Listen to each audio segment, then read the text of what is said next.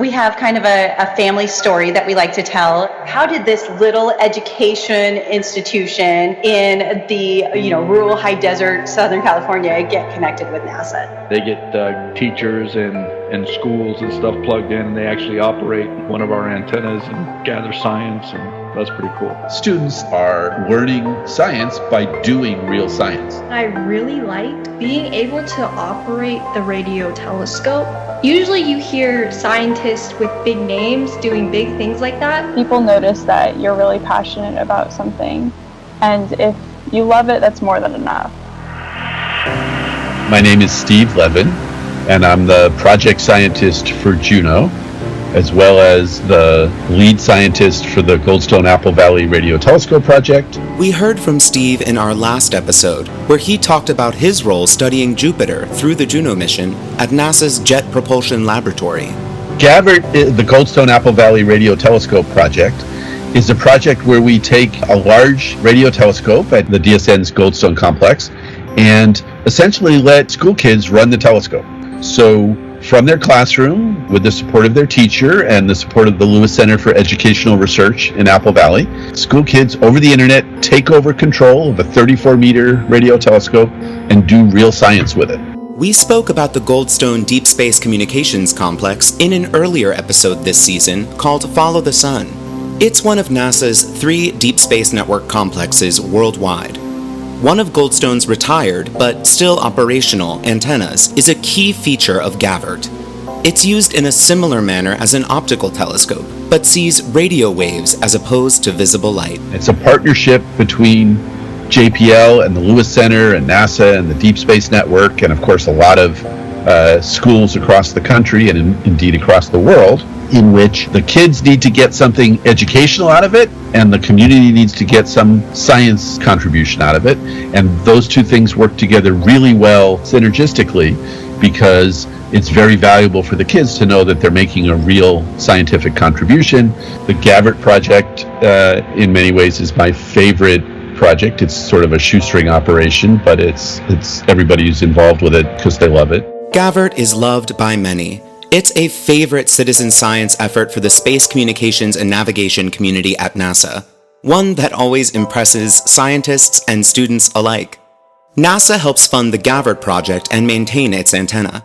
Students involved in Gavit conduct radio astronomical observations, observing natural objects like Jupiter and the Sun, while collecting tangible data that complements NASA missions and research. It's a lot of fun for the scientists to work with the kids. I probably talk to Gavit students maybe once a month over Zoom or in their classroom. Scientific papers have been published using Gavit data with contribution from Gavit students. Bob Haroldson at the Goldstone Deep Space Communications Complex certainly finds it rewarding. What's really cool is I'm also supporting the Goldstone Apple Valley Radio Telescope program, and that is really awesome stuff right there. You know, JPL and NASA, they're partner up with the Lewis Center down in Apple Valley, and they get teachers and schools and stuff plugged in, and they actually operate one of our antennas and gather science, and that's pretty cool. Students are learning science by doing real science. In today's episode of this Deep Space Network season, we'll chat with Lisa Lamb, who runs the Gavit program and is president and CEO of the Lewis Center, named after San Bernardino Congressman Jerry Lewis, who helped found the center. We'll also hear from 2 students who participated in Gavit, one locally and the other across the country. I'm Danny Baird. This is the Invisible Network.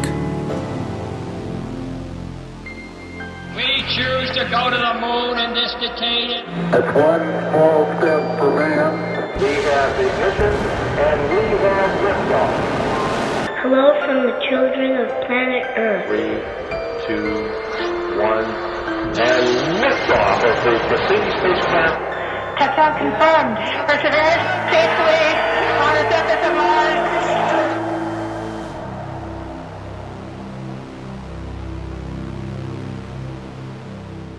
My name is Lisa Lamb, and I'm the president CEO for the Lewis Center for Educational Research. The Lewis Center is a really fun organization to be part of. Probably the most prominent thing we do is we operate 2 K-12 award-winning charter schools in Southern California. So one in Apple Valley, which is the high desert area of Southern California, and the other is in San Bernardino. So one is more rural and one is downtown urban. So I wear the hat as a superintendent for our schools. Then the other hats that I get to wear are very diverse. So in addition to our charter schools, the Lewis Center also operates global and local programs. So Gavit is our longest standing and most prominent global program. We are currently in 44 states, 14 countries, and 3 U.S. territories. So, what is Gavrt? Gavit is a radio astronomy project that allows students from anywhere in the world to operate a 34-meter telescope out at Goldstone, and they can see the telescope move. We have cameras on it, and they're able to join in one of 4 missions that we're doing currently. So those are Jupiter Quest. We work directly with the Juno mission to Jupiter and collect data on Jupiter. That's our oldest program. We've been doing that one for about 22 years. They can do black hole patrols, so they are looking at black holes and monitoring them over time. So that's a really great one that students who are going to be engaging over a length of time, like a class that operates weekly. And then we have SETI. They're looking for signals, and that could be a candidate of extraterrestrial intelligence out there. And that's a really fun one because they can do that live through a Gavit session, and they can also access that data and look back at what others have done and see if they can find some similarities between them.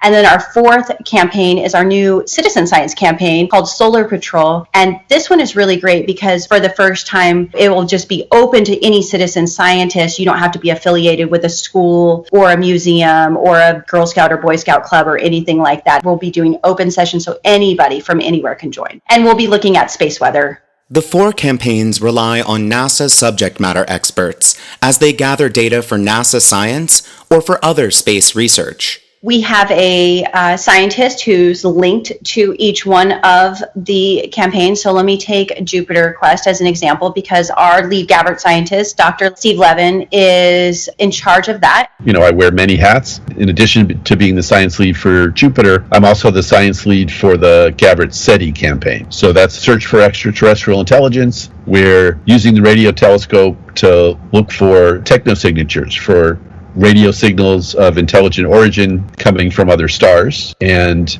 in addition to being, of course, an interesting science project and making a science contribution, that's a really valuable education project. One of the ways I like to think about that is when I talk to teachers about, you know, how they do their job and what's important, one of the things they often talk about is student engagement. It's a really important thing to get the students interested and engaged in the class. Well, if I go to your classroom and I talk to the students and I say, today we're going to look for life in outer space, I have 100% engagement. Every single student is interested. And by putting together a program where they are both actually doing something meaningful, contributing to the search for extraterrestrial intelligence, and learning in the process, we can have students have fun, do something valuable, and learn some science and math along the way. And how did the Lewis Center get involved in radio astronomy? We have kind of a family story that we like to tell. How did this little education institution in the rural high desert Southern California get connected with NASA?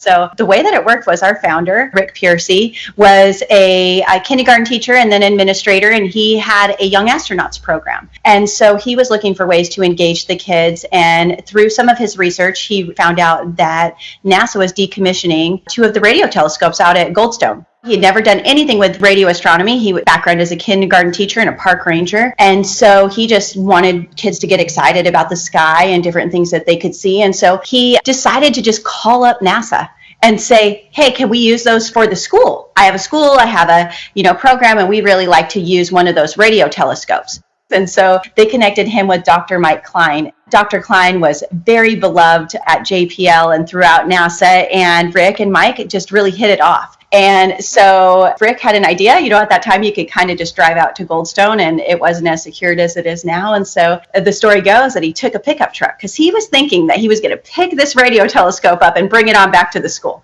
The scale of what a pickup truck would look like next to a 34-meter telescope. Clearly that was not going to work. This was 22, 23 years ago. We found a way, even back then, just basically using a phone line and one single computer on how to get kids all over the world connected to the radio telescope via that one phone line. It's gotten a lot easier over time, but that's how that goes. Rick was always all about, it has to be real education for the students, and Mike was also adamant that it needed to be real science contribution for NASA, and so Gavit has always been those two things. We have been presented many opportunities, but if they don't present real learning opportunities for students and result in real data and real new knowledge for NASA, then Gavit doesn't do that project. It has to be both. And those opportunities aren't limited to students with an existing interest in STEM or those in gifted and talented programs. It's not always your A+ students, right, who really light up. One funny story. So we had a parent call upset because her son was staying up all night long and just, on his computer in his bedroom all night. And she's like, yeah, he's doing this thing called SETI. What is this? Search for Extraterrestrial Intelligence. And so he was looking for candidates. They can go online, and they were studying SETI in school. And so he just was sure he was going to find ET, and he was, working at it every single night. And of course, then, for me, I had to laugh and be like, oh, that's awesome. She's like, no, Miss Lam, he needs to sleep. I said, I agree, but I think it's so great that he just has that fire. But it's not the typical students, right? That was not an honor student or somebody you would think that would be targeted for a career in astrophysics. It was just a very average student. While Gavit has yet to find any evidence of extraterrestrial life, it has found extraordinary ways to engage with students. It seems especially good at captivating students traditionally overlooked by STEM programs. We have a Gavit intro video that we did a couple years ago, and almost all of the students that are shown in that video are special education, because I think that our work with Gavit really interests them because it's authentic, right? It's not textbook. They're looking for something that's really interesting. They get to work with some really great professionals from NASA, and they excel here. And maybe for the first time, they're doing something so significant, like NASA is allowing them to operate this 34-meter telescope and trust them to do that. I don't know, it just changes everything for them. For most students that get involved, Gavit is a hands-on way to learn about space science and exploration. For other students, it becomes a passion. We have a student who was actually just featured through the Juno campaign. Her name is Sarah Dujak, and she is out at Florida, and she spent her whole COVID quarantine collecting Jupiter data, working with our operator, Nancy Cruiser-Jenkins. My name is Sarah Dujak, and I'm from Tampa. I was born in Pittsburgh, and I go to school at University of Pittsburgh, and my major is geology. I want to keep researching on planets within the solar system, and especially maybe extrasolar planets. I also really like magnetic fields. I'm definitely going to get at least a master's, maybe even a PhD, because I really want to conduct research. I really like researching. Outside of school? Yeah, I do a lot of art. I play volleyball. I like to collect rocks and look for fossils at my grandma's house. And I do a lot of amateur astronomy observing. So I have a telescope, and my dad has a telescope, and we'll go look at stars outside. During her high school years in Florida, Sarah got involved with Gavit. So one of my science teachers, he had a poster on, it was just a sheet of paper, and it said Telescope Club on his window. And I was like, Telescope Club? That is exactly what I want to do. And I thought it was just going to be the telescopes I used to observe optically, and it so was not. And I had never interacted with radio telescopes or even really knew what they were before this. So I saw Telescope Club, and I was like, sign me up. For someone already interested in astronomy, Gavit was a welcome challenge for Sarah. There's a lot of moving parts, obviously, on the telescopes, and even more so than you would think through a screen. So you'd have to learn how to do the different maneuvers for the different types of sources that you're reading. And so if you're reading Jupiter, you have to do a couple more on a different telescope, but if you're reading a black hole, you would do less procedures on another telescope. So you have to really get yourself familiarized with the different telescopes. Sarah participated in a few of Gavirt's concentration areas before settling on Jupiter and the Juno mission. So the Black Hole Patrol was pretty much what everybody started off with because it's pretty accessible. But I did a lot of Jovian synchrotron radiation scans, which is scanning Jupiter, and that's a little less available, so I would do it at some weird times. I did my senior research project on Jupiter and its radiation. All throughout quarantine, I would wake up really early, and poor Miss Nancy, the lady I worked with at Gavit, had to get up too really early, earlier than me because she's in California. My research was monitoring the Jovian synchrotron radiation emissions in relation to the spacecraft Juno that's currently up there. I would take the data that I took over quarantine and I put it together and added to the data pool of what was already out there and corroborated it. Sarah's work with Juno data has really informed her decision to pursue a STEM education. Gavit has pretty much shaped my academic and professional career. It's really exactly what I want to do, and I had no idea what I wanted to do before Gavit. I knew I was interested in astronomy, but the opportunity really made me realize what I wanted to do with my life, which is be a research scientist. You know, I was just doing it for fun, doing it after school a few days a week, and then it turned into something that I really loved and really liked to be around. Now, Sarah is something of an ambassador for Gavit, encouraging others to get involved. You can do it too. It is not as daunting and as complicated as it seems. A lot of people see the scientific community, especially at NASA, as really scary, and there's no way I'm ever going to infiltrate that. But people notice that you're really passionate about something, and if you love it, that's more than enough. My name is Jennifer Weiss, and I'm from Apple Valley, California. I go to school at a local community college called the Victor Valley College, so I decided to do a double major, one in humanities and one in STEM. So my majors are English and math. Jennifer is another student Lisa recommended I speak with. I love art. I love literature. I like doing, it's really weird. I do like STEM and I like humanities together. So when I tell people I can do math and then I can go do art too, they get a little weirded out, but I like doing both. And I actually used to be a ballerina dancer, so there's a lot of hobbies I have. As for Jennifer's participation in Gavit, it was actually an accident that I got involved. As a kid, I was never really one for STEM, so looking at Gavit and science, I was kind of maybe I don't want to do it, but as I was doing my schedule, there was nothing really for me to go into in high school, and the only option I had was the Gavit program. And once I got in there, I started getting more involved, and I actually learned to love the program a lot, and that I found I do like STEM. There were a couple areas of research that I contributed to the most. One was doing black hole patrols on the radio telescope, where we scan a piece of the sky, and we'd write down all the info. The graph would tell us, and we'd send it up. And the second program I was part of was SETI. I really liked being able to operate the radio telescope. Usually you hear scientists with big names doing big things like that, but just as a high school student, being able to sit in the basement of my technology building and type in buttons on my laptop, and all of a sudden this huge telescope would move, and you get to look at a different part of the sky, was truly amazing because not very many high school students get to do that. And I was just lucky to be in a school that could.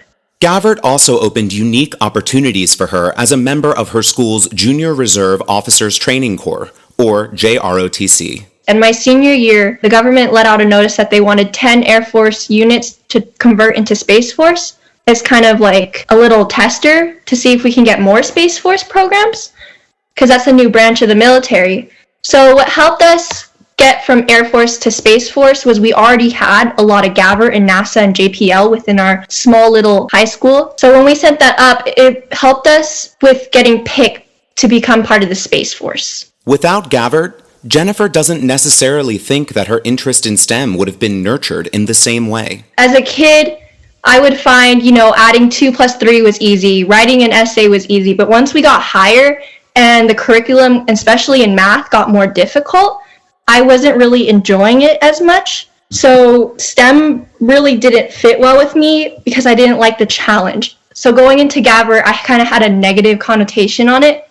But as I put in the time and the effort, and I got to see things we did with numbers, and then we took those numbers, put it on a big screen, and visualized what we were doing, that really helped me grow as a person and realize what kind of learner I was. And I was able to help myself with learning new concepts, especially in math, because I would take those numbers and then I put it on like a little screen or a graph and I'd visualize it there.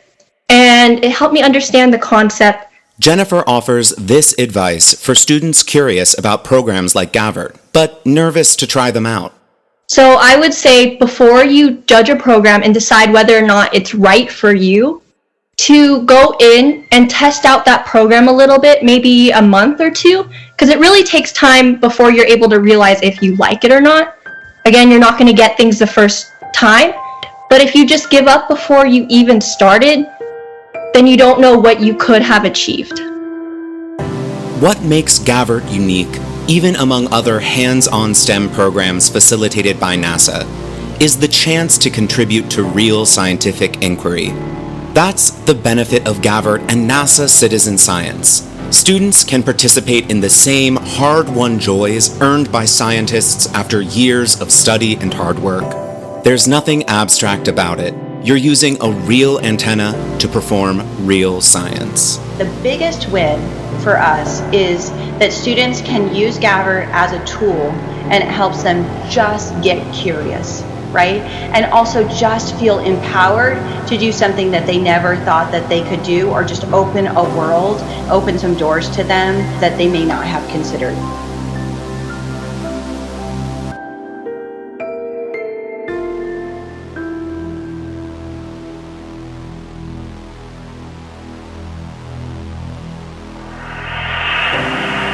Hello, I'm Lawrence Bocanet, Outreach Lead for the Deep Space Network at NASA's Jet Propulsion Laboratory in Southern California. If you'd like to learn more about the Gavrt program, visit gavrt.lewiscenter.org. That's gavrt.lewis center.org. The program is entirely free. All you need to participate is a laptop and a connection to the internet. We even have online trainings for teachers interested in getting their students involved with Gavrt.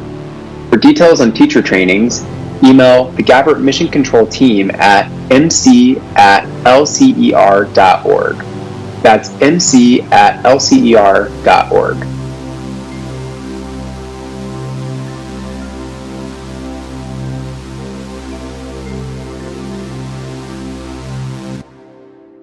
Thank you for listening. Do you want to connect with us? The Invisible Network team is collecting questions about NASA's Deep Space Network from listeners like you. We're putting together a panel of NASA experts from across the space communications and navigation community to answer your questions. If you would like to participate, navigate over to NASA Scan on Twitter or Facebook and ask your questions using the hashtag AskScan. That's at NASA Scan, NASASCAN, on social media with the hashtag AskScan, AskScan. This Deep Space Network Focus season of the Invisible Network debuted in summer of 2022. Developed by NASA's Jet Propulsion Laboratory in Southern California, the Deep Space Network is managed by JPL with funding and strategic oversight from the Space Communications and Navigation, or SCAN, program at NASA headquarters in Washington, D.C. This podcast is produced by SCAN at NASA's Goddard Space Flight Center in Greenbelt, Maryland, with episodes written and recorded by me, Danny Baird. Editorial support is provided by Catherine Schauer and JPL's Lawrence Bocanet. Our public affairs officer is Laura Bleacher. Special thanks to Fall 2021 interns Julia Addy and Nate Thomas, Barbara Addy, SCAN Policy and Strategic Communications Director, and all those who have lent their time, talent, and expertise to making the Invisible Network a reality.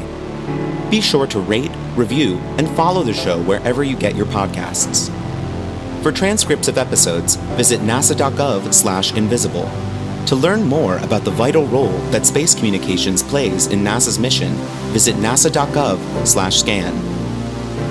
For more NASA podcast offerings, visit nasa.gov/podcast. nasa.gov/podcasts. There, you can check out On a Mission, the official podcast of NASA's Jet Propulsion Laboratory.